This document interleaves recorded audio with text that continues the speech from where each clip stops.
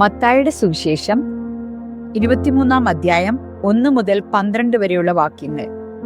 അനന്തരം യേശു പുരുഷാരത്തോടും തന്റെ ശിഷ്യന്മാരോടും പറഞ്ഞത്, ശാസ്ത്രിമാരും പരീശന്മാരും മോശയുടെ പീഠത്തിലിരിക്കുന്നു. ആകയാൽ അവർ നിങ്ങളോട് പറയുന്നതൊക്കെയും പ്രമാണിച്ചേവേ.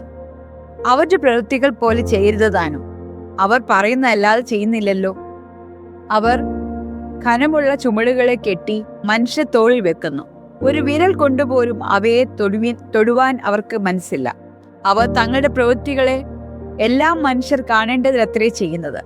തങ്ങളുടെ മന്ത്രപ്പെട്ട വീതിയാക്കി തൊങ്ങൽ വലുതാക്കുന്നു.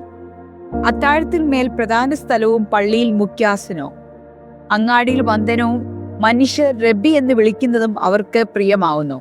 നിങ്ങളോ റബ്ബി എന്ന പേർ എടുക്കരുത്, ഒരുത്തനത്രേ നിങ്ങളുടെ ഗുരു.